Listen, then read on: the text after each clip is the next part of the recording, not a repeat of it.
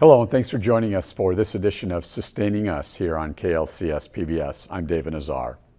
Life is all about choices. What kind of car you drive, where you live, your career. With cars, for example, you could choose a gas-guzzling four-wheel drive SUV or an electric vehicle with zero emission. What if the same were true for your house? What if you could choose exactly what type of energy you have delivered to your home without taxing the environment? Well, now you have that opportunity if you live in parts of LA and Ventura County. We begin our broadcast with an innovative community choice energy solution known as Clean Power Alliance. Energy. It's something we all must have to survive. Energy is derived from things like coal and oil, fracking and nuclear. Then there are more sustainable sources of energy, as most environmentalists and even some business interests now argue. Things like solar, wind, geothermal. These types of energy are considered green energy because they are renewable resources, meaning they're naturally replenished from sources such as sunlight, wind, the Earth's natural heat, and rivers. So what if you, as a Southern California resident, could have this clean renewable energy delivered directly to your home? Well, now you have that opportunity. In 2017, an organization known as Clean Power Alliance was formed. Clean Power Alliance is a locally controlled electricity provider in SoCal, a community-based government agency promoting a clean energy future where local communities are empowered and customers are given a choice about their energy source. Simply put, Clean Power Alliance purchases cleaner electricity and then sends that electricity through SoCal Edison's transmission lines. SoCal Edison then delivers that energy to your home or business. SoCal Edison also reads your electric meter, sends you a monthly bill, and provides all the maintenance. Check out this animated explanation.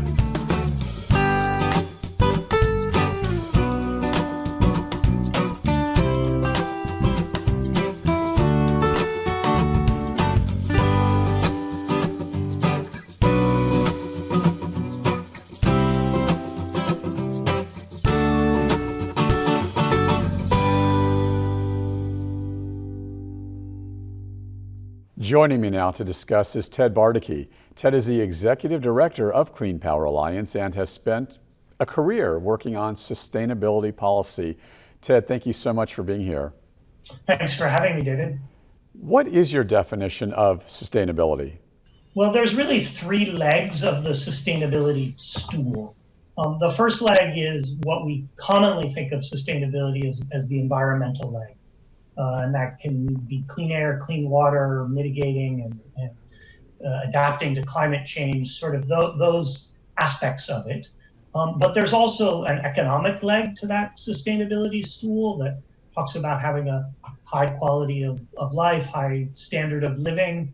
And then there's an equity leg of the stool, which is how can we ensure that all members of society have access to the environmental benefits as well as a high standard of living. So there's really three legs to that stool: economy, equity, and the environment.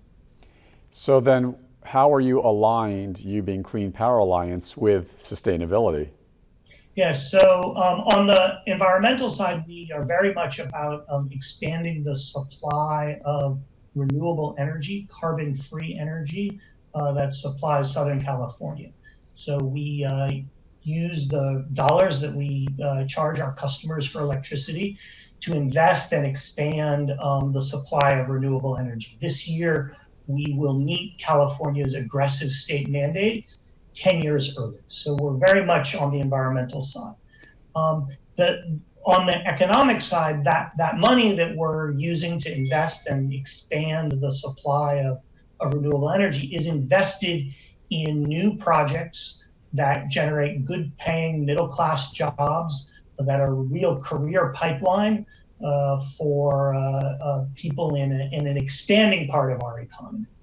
And then the third piece on the equity side is we provide that electricity at rates that are affordable, not just to our wealthier customers, but to our low-income customers across our very diverse service territory. And with all due respect, Ted, I do have to take some issue with that. If you look at all the data, everything points to the fact that your green energy, cleaner energy, is not cost effective. In fact, it's quite a bit more expensive, and then we, the taxpayer, or we, the consumer, have to pay that bill. So our rate for 100% green energy, 100% carbon free, is about 7 to 9% more expensive than people would be paying Edison, our competitor and partner in this. So that is a 7 to 9% bill increase. What we find is that customers, over 90% of the customers who are on that rate stay on that rate.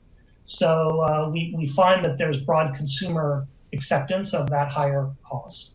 The other thing is our service allows people, if they don't want to pay that, to immediately and at any time opt for lower rates with less renewable energy content, but still all of the benefits of choice and being part of a mission-aligned company. Is there ever going to be a day when this more zero-emission, clean energy is going to be cheaper? So yes, so today what it costs to buy all renewable energy, it's still the cheapest power out there available if you decide to build a new gas plant or a new coal plant versus building a new wind farm or a solar farm. Wind and solar are cheaper. The issue is that they're intermittent and they don't supply 24 hours a day, and that's where cost increases come in. So things will be cheaper once we figure out how to cost effectively store all of that wonderful renewable energy. Yet, Ted, you are a fan of your renewable energy. There's half the country that says, we want our coal, we want our oil, we want our fracking, we want our natural gas. What do you say to those folks? How do you convince them that yours is the better option, if in fact it is? Well, so I would say that the gas and the coal, the external costs in terms of water and air, and especially climate change, of continuing to pursue that fossil fuel path is going to lead to broad problems, is already leading to broad problems in our society with regards to pollution and irreversible impacts to broad sectors of our economy, ranging from agriculture to real estate to things like flood protection and other parts of our infrastructure. I think the other point to this is that we can, in fact, create jobs and provide economic development across the country by investing in low carbon and zero carbon technologies. We don't have to have this false choice between economic development and clean energy. Clean Power Alliance is, if I'm not mistaken, part of a broader narrative community choice aggregation. Explain what community choice aggregation is. Yeah, so community choice aggregation is a construct here in California that allows cities and counties to join together and pool their purchasing power and the purchasing power of their residents to invest in clean energy and have that clean energy delivered to their homes and businesses. So it's really been a vehicle for communities that want to be progressive and aggressive on battling climate change to really see these wonderful regulations in California be the floor for how we're combating climate change, but not the ceiling. They want to move faster and quicker, and that's what they do. Ted, what have been the greatest challenges for CPA, Clean Power Alliance, if at the very least trying to win in the court of public opinion and prove to residents all throughout the Southland, because certainly you want to go beyond that this is the better choice? So I think the biggest challenge has been just education, and most people just get their electricity. They want their lights to turn on, and they pay their bill. And we come in and we are a little bit disruptive in that space. Not that your lights don't go on or anything like that, but the bill looks a little bit different, and we're asking people to really engage and make a choice, whereas previously they haven't had a choice, and that's new, and new things often lead to some confusion. So I think our biggest challenge with the consumer is just explaining what we are and how we operate, and the benefits, both short and long term, that we're bringing to the Southland. Yeah, it is certainly new, and this is certainly innovative. I do believe I read somewhere that there are some other cities throughout the country that have a similar program. However, you've got the greatest challenge. I haven't seen any city that has 1 million plus residents that they're trying to supply energy to. That in itself must be a monster challenge. Yeah, so around the state of California, there's 20 operating CCAs, 20 like us. Most of the San Francisco Bay Area, and then in and around Sacramento and up into the foothills, is served by an entity like us. There are 5 operating CCAs here in Southern California, and San Diego is going to launch next year. Most analysts believe that between half and 80% of all California residents will get their energy from an entity like us by 2025. So as I mentioned, a lot of the challenge has been consumer education, but we will become the norm for most of California over the next 5 years. We're going to leave it there. Thank you so much, Ted Bardicke of Clean Power Alliance. Really appreciate the interview. Well, thank you for having me, David, and I look forward to coming back anytime. Definitely. And now, could fusion energy be an alternative energy source for California, the U.S., and the rest of the world? Researchers at the Princeton Plasma Physics Lab, which is part of the U.S. Department of Energy, are trying to find out. Leah Mishkin with PBS station NJTV in New Jersey has our story. What if there was a way to recreate the process that powers the sun and the stars? A way to bottle it on Earth as a new source of energy for the world? Sounds impossible, but scientists have been working to achieve fusion energy for nearly 70 years. What happens in the center of the sun is you have really, really hot and dense conditions, really high pressure, and atoms in those conditions are forced together, and when they collide with enough force that they fuse and turn into heavier atoms. So hydrogen turns into helium, and in the process a whole lot of energy is released. And so what we're trying to do for fusion energy is to recreate those same kind of conditions on Earth. Plasma physicist Andrew Zwicker gave us a tour of an experimental fusion device at the Princeton Plasma Physics Laboratory, the United States' national laboratory for fusion energy. It's managed by Princeton University for the Department of Energy. This type of device is called a tokamak. So how do scientists think they can use it to recreate the process that's happening in the sun on the Earth? Here's how it works. We start off with something that's shaped more or less like a hollow donut, but it's made out of stainless steel, and that's our vacuum vessel. We take all of the air out of that so that we recreate conditions close to what's in outer space. We then put a small amount of hydrogen gas into this donut, into this vacuum vessel. And the reason why we are doing this is because we want them to fuse. We want the hydrogen to fuse into helium.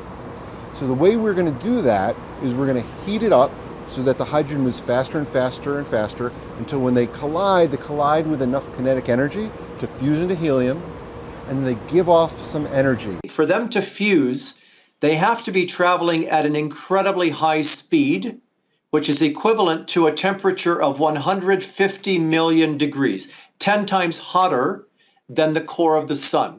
And then we need to hold on to it. And the way the sun does that is with gravity. But we can't do that here on Earth, so we use very powerful magnets. And so the blue bars that are going this way, or some of the red ones over here, are powerful electromagnets. And that allows us to hold on to this hot plasma and create a magnetic bottle. And so if we can hold on to it with our magnets, if we can heat it up hot enough for fusion to occur often enough, then we are creating a fusion reactor. What makes it an attractive energy source compared to current forms of energy? The raw fuel is the starting point. So the raw fuel for fusion is hydrogen. We can extract hydrogen from the oceans. We have enough for many billions of years, so essentially forever. And the process itself doesn't need very much fuel. Just 100 pounds of fuel would power a city of 100,000 people for over a year. Fusion does not contribute to global warming. It doesn't produce any greenhouse gases.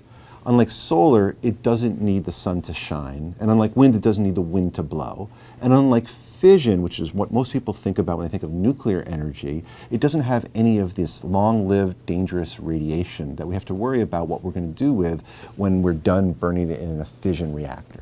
So fusion is in many ways an ultimate source of energy. Clean, unlimited, safe. New Jersey has been a leader in fusion energy since the 1950s, around the time this laboratory was built. It grew significantly in the 70s during the energy crisis in the Carter era. There were experiments in the early 70s, the Princeton Large Torus, that actually demonstrated we could get the plasmas to the temperatures that we need for fusion to happen.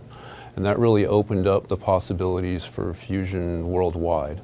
A big challenge is being able to produce more energy than it requires to run a device.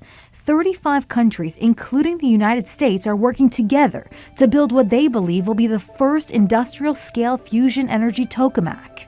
It's called ITER. The countries working together represent more than half the world's population. Each is designing multiple pieces of ITER. We're very supportive of ITER. ITER still has some research needs that we're contributing to solving before it operates. The head of communications of the ITER organization believes they will have an operational machine by 2025. And he says you could potentially start building commercial machines by the 2040s if funding keeps pace. Tokamaks have been done around the world really since the very, very late 1950s. And there have been hundreds. However, they've always been too small. The tokamak we're building, it's going to weigh about the same as the Empire State Building, but it's just a lot more compact.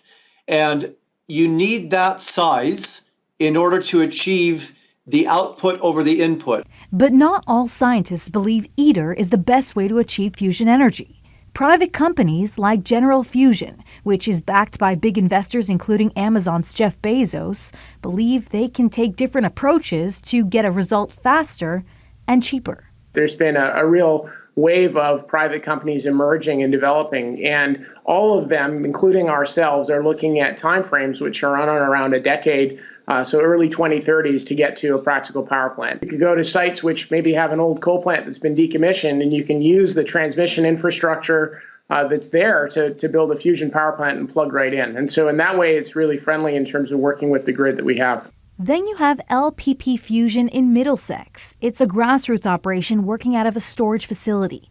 It isn't as grand a production as others around the world, but Chief Scientist Eric Lerner believes his team can create a device that generates more energy than it consumes, and they hope to have it completed by 2021. If we get to that point, we estimate that a development program to turn this device into a generator that rolls down an assembly line like a car would take 3 or 4 years with adequate funding. Instead of using a tokamak, he's working with a device called a dense plasma focus. So this device was invented about the same time as the tokamak in the 1960s. But decisions were made, which I think were, and many people think were wrong decisions, to concentrate all the money on the tokamak. There are about 40 other groups around the world who work with this device. But as far as we know, we're the only one that's actually aiming for fusion.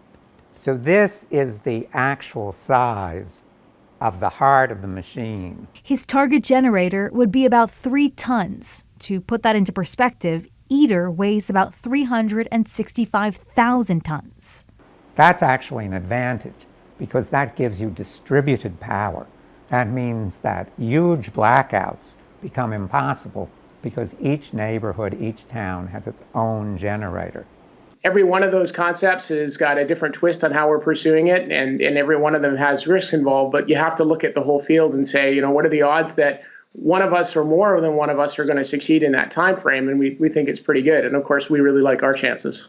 So while everyone is betting on their device to succeed, each person we spoke with was supportive of the work being done. The competition here is Mother Nature, not each other.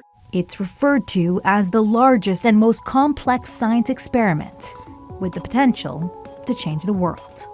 Leah Mishkin, NJTV News. Thank you, Leah Mishkin and NJTV, for that report. Now, to coronavirus and air pollution. Could COVID be helping with clearing the air as a result of social distancing and fewer cars on the road? This next story is brought to you through a special collaboration with KLCS PBS and Arizona State University's Cronkite School of Journalism and Mass Communications, as we partner with and mentor students seeking to explore the environment through their reporting. Here is Madison Staten with Cronkite News. I'm 14 stories up, in the middle of downtown Phoenix. And while many of us are practicing social distancing, it's what's right here outside that has the potential to be the brightest spot.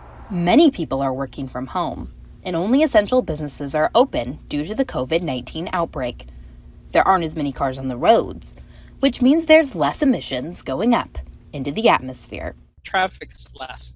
Because the traffic is less, we're seeing less air pollution. So we're seeing less of the emissions that come out of the back of cars. So the brown cloud is very much reduced in the Phoenix area, and I'm probably all over the country, I'm sure. Daily traffic delays in Maricopa County have plummeted about 32% in 1 week's time. That's according to a travel time delay index by the analytics company INRIX.